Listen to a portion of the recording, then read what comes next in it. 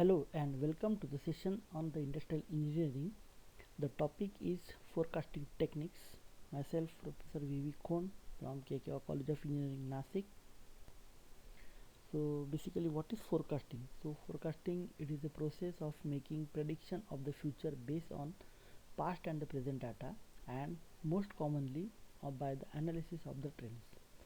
So according to the American Marketing Association, so let us say the sales forecasting. So sales forecasting is a estimate of sales in monetary or the physical unit for the specified period under the proposed business plan or program, and under some sets of economic and the other forces outside the unit for which the forecast is to be made. So basically there are different types of forecast. So depending upon the time frame, it may be a long term, it may be intermediate, or it may be short term. So if you take a long term, so if you forecast for more than 5 years, say let us say after 4 or 5 years, what will be the forecast? So that is long term. So intermediate means it may be one season. For this particular season, what will going to happen, and up to 2 years it can be forecast. Then short term, so from one day, so after one day, so tomorrow, so what will be the situation? So that is the short term forecast. Or up to 1 year, what will be the forecast? So that is the another case of short term forecast. So these are the different types of forecast. Now let us see what will be its uses. Okay, so uses can be, so let us say in the accounting term, so it may be cost or profit estimate. In the finance term, we can say it is cash flow and the funding things. So in case of operations, we can have the schedules or the MRP. In case of marketing, we can say it is pricing or the promotion. Okay, in case of HR, it can be recruitment or the training. Then it can be product design, and it can be services in case of design development department. So these are the some uses related to the different departments of for the forecast. Then we come to our topic, that is the forecasting techniques. So there are different types of forecasting methods. So some methods are qualitative, some methods are quantitative.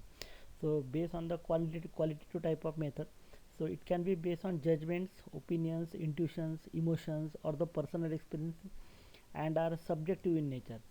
And in the quantitative type, so these are based on some models, statistical model, or we can say it is mathematical model, and these are the objective in nature. So some objective has been defined. So in the qualitative it is subjective, in the quantitative it is objective. So whenever you say it is qualitative forecasting method, so it is being based on some certain experiences or the past data. So whenever it is qualitative type, so let us say executive opinion approach, so in which a group of managers meet and collectively develop a forecast. Second one is the market survey approach, that uses the interviews and the surveys to judge the preferences of the customer to access the demand. Now in the Delphi method, in which the consensus agreement is reached among a group of experts. Then the Salesforce composite approach, in which each salesperson estimates sales in his or her region. So these are the different approaches for the qualitative forecasting methods. Now we go with the quantitative approach for the forecasting. So there are two methods, basically time series models and the associative model. In the time series model, so we uses the historical data and the pattern that is contained within those data, assuming the future will be like the past. So that is the assumption, that is the future will be like the past. In the associative model, which is also being called as causal models, that is cause and the effect, so it uses the explanatory variables to predict the future. So some variables has to be defined and which has the interrelationship between them. So based on that, the associative model works. Okay, so let us say the case of the causal model. So in the causal model shows the cause for the demand and its relationship with the other variable. So usually the regression kind of analysis is being used for the modeling the cause and the effect behavior. Say for example, soft drink can be related to the average summer temperature. Say another example can be the rainfall can give us an estimate of crop, and in turn an estimate of the demand for the consumer durable in the rural areas. Okay, so these are the examples which shows the relationship between the two variables.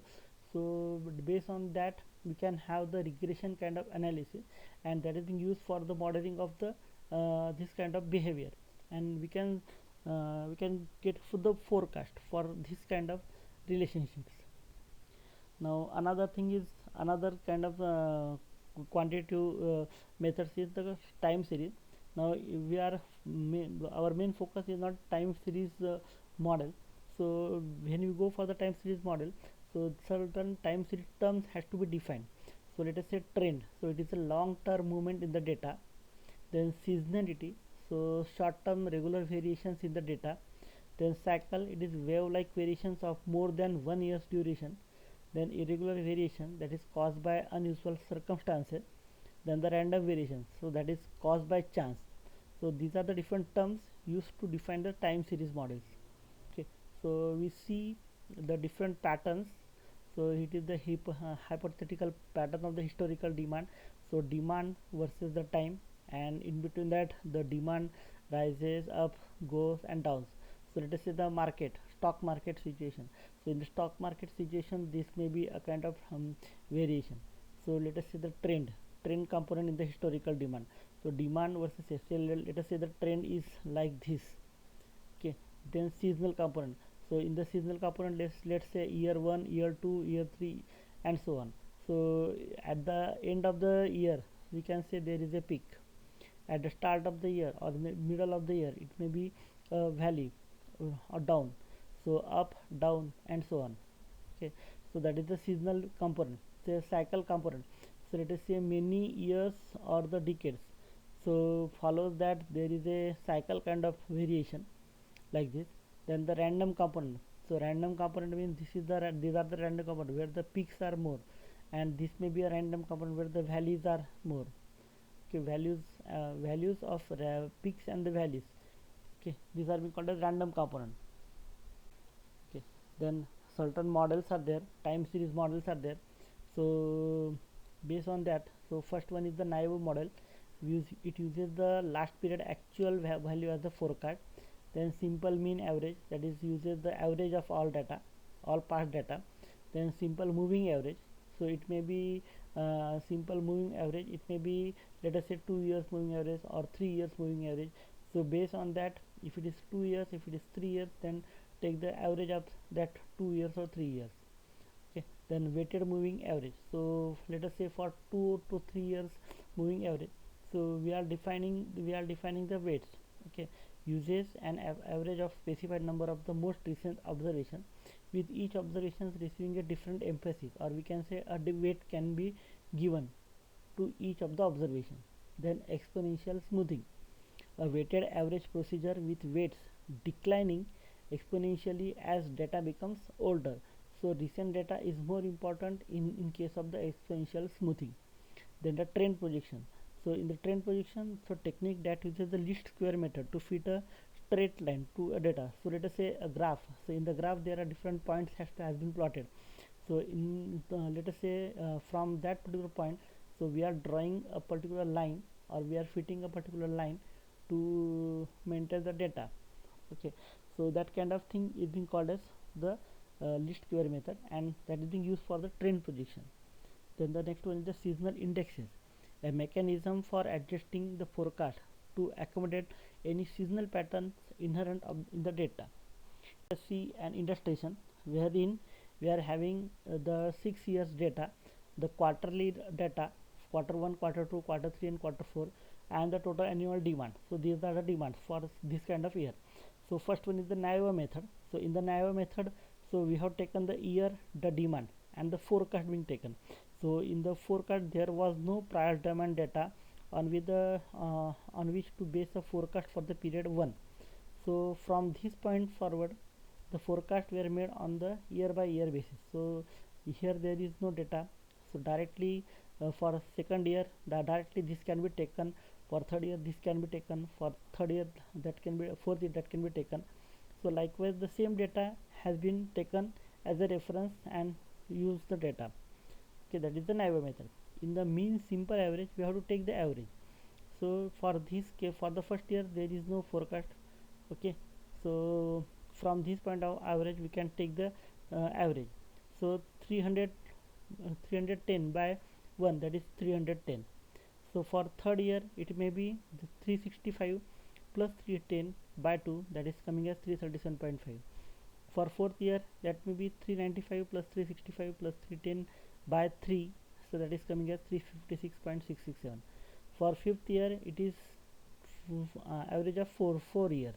For 415 plus 395 plus 365 plus 310 by 4, so that is coming as 371.25. So likewise you have to calculate all the values. So it is a mean simple average.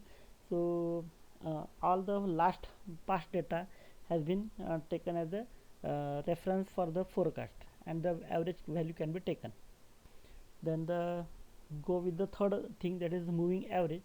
So let us say it is 2 years moving average and 3 years moving average. So if it is through 2 years moving average, so you have to take the average of 2 years. So here we have taken, so 2 years, first year, second year. So for this year you have to take the average of last 2 years. So 365 plus 310 by 2, that is coming as 337.5. Okay, for this year average of last 2 years, because it is 2 years moving average. So 395 plus 365 by 2, that is coming as 380. For this one 415 plus 395 by 2, so that is coming as 405. Similarly up to 7th year. Okay, so for the third year, moving 3 years moving average, so it may be first year, second year, third year. So from this point onwards, so 395 plus 365 plus 310 by 3, that is coming as 365.67, that is the forecast. So for fifth year it is last previous 3 years data. 415 plus 395 plus 365 by 3, that is 391.667. So that is how we can calculate the things. Okay, then the weighted moving average, we have to give the weights. Okay, we have to give the weights. So these the weights being can be given. So let us say 0.5 for first, 0.3 for second, 0.2 for third. So let us say for 3 years, let us say 3 years weighted moving average from this point onward. So 395 multiplied by 0.5, 365 multiplied by 0.3, and 310 multiplied by 0.2. So that is coming as 369. Similarly for this one, so 415 0.5 multiplied by 0.5, 395 0.3, 365 0.2. So that is coming as 399. Okay, so then the exponential smoothing method. In the exponential smoothing method, the new forecast for the next period will be calculated as new forecast will be equal to last period forecast plus alpha, that is the smoothing coefficient whose value is between 0 and 1, multiply by last period's actual demand minus last period's forecast.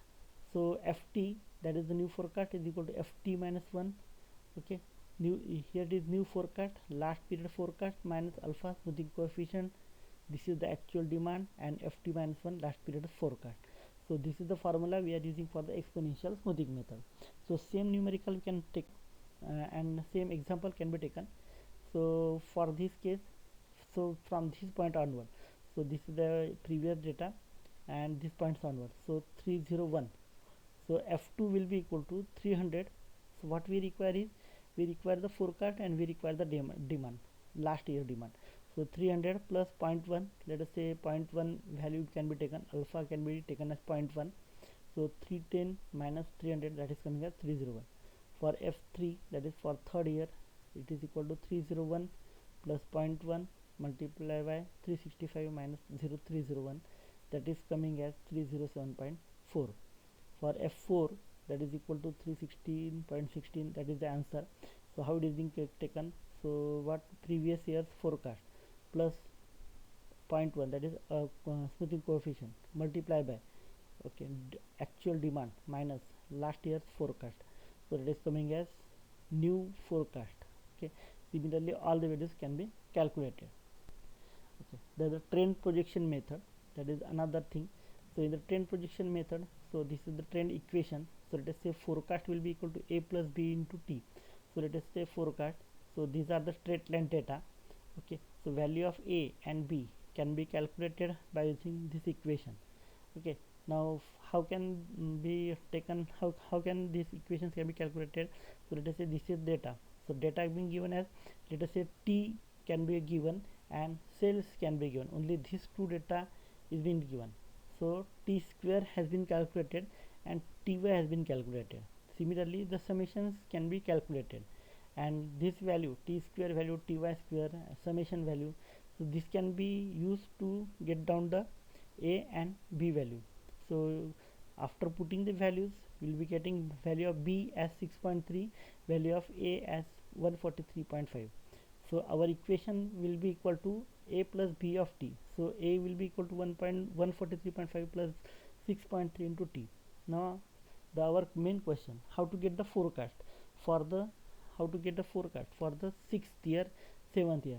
Okay, so let us say for the, for week 6 it is 143.5 plus 6.3 into 6, because for 6th year you have to get the forecast, so that is coming as 181. For 7th year, just take down the same equation, multiply it with 7, so you will be getting the next year's forecast, that is for the equation for the week 7.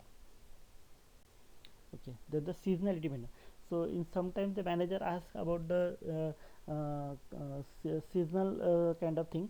So let us say for, let us say for the quarter, let us say in this quarter, so what will be the actual forecast? So in that case we have to go for the seasonality method. So let us say the data already we have taken, so quarterly data has been taken. Okay, these are the quality.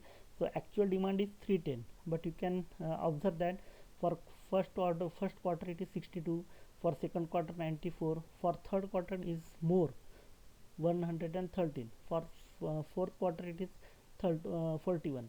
So you can observe that for second quarter and for third quarter the values are more for rather than for first quarter and second quarter, sorry, fourth quarter.